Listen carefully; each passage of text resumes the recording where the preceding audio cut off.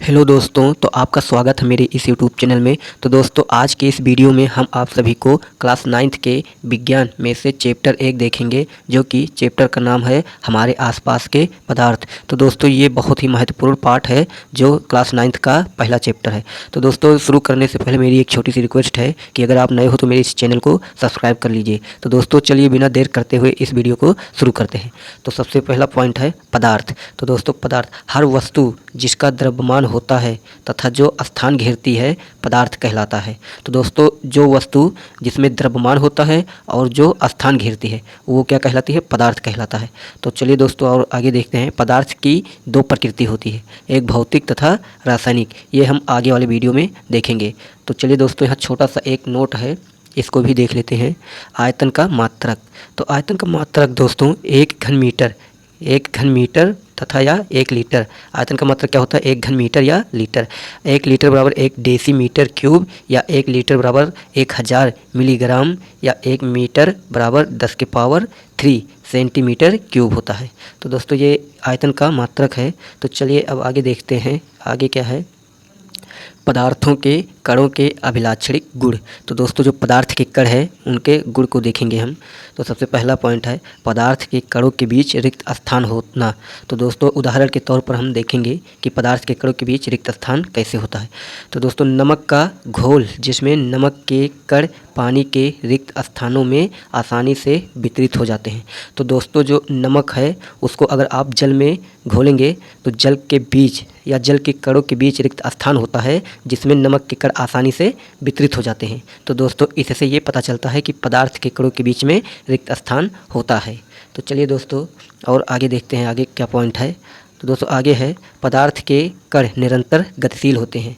तो चलिए देखते हैं कैसे। उदाहरण के थ्रू देखते हैं हम। जल से भरे बीकर में एक बूंद स्याही का एक समान रूप से फैल जाना। तो दोस्तों, अगर आप जल में एक बीकर लीजिए और उसमें जल भरकर उसमें एक बूंद स्याही डाल दीजिए, जो स्याही है वो बीकर में एक समान रूप से फैल जाता है। इससे ये पता चलता है कि पदार्थ के कण गतिशील होते हैं। जो स्याही होता है एक बूंद, वो गति करते हुए पूरे बीकर में फैल जाता है। अतः ताप बढ़ाने पर कणों की गतिज ऊर्जा भी बढ़ जाती है। तो दोस्तों, अगर आप ताप बढ़ाएंगे तो कोई भी पदार्थ की जो गतिज ऊर्जा होती है, कणों की जो गतिज ऊर्जा होती है, वो क्या होती है? बढ़ जाती है। तो चलिए आगे देखते हैं। विसरण।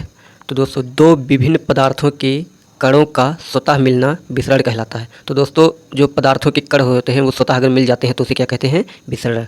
तो ऐसा कणों के रिक्त स्थानों में समावेश के कारण होता है। पदार्थ के कण एक दूसरे को आकर्षित करते हैं। इस आकर्षण बल का सामर्थ्य प्रत्येक पदार्थ में अलग अलग होता है। तो दोस्तों, जो पदार्थ के एक कण एक दूसरे को जो आकर्षित या प्रतिकर्षित करते हैं उसमें जो बल का सामर्थ्य प्रत्येक पदार्थ में अलग अलग होता है। तो चलिए दोस्तों, आगे देखते हैं पदार्थ की अवस्थाएं। पदार्थ मुख्यतः 3 रूप में पाए जाते हैं। कौन कौन? ठोस, द्रव और गैस। तो चलिए एक एक करके इसको भी देख लेते हैं।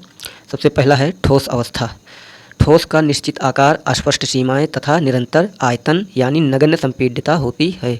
बाह्य बल लगाने पर ठोस पदार्थ टूट सकते हैं परंतु इनका आकार नहीं बदलता। तो दोस्तों, जो ठोस पदार्थ होता है वह उनका निश्चित आकार और आयतन भी निश्चित होता है और ये इसमें संपीड्यता नहीं होती है।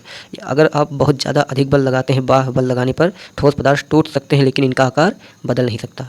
जैसे कुछ ठोस पदार्थ जिन पर बाह्य बल लगाने पर उनका आकार तो बदलता है परंतु बल हटाने पर वापस वह अपनी पहली अवस्था में आ जाते हैं। जैसे रबर बैंड, स्पंज, इनका संपीड़न संभव है। नमक तथा शर्करा आदि ये ठोस अवस्था के उदाहरण हैं। चलिए आगे देखते हैं। अगला है द्रव।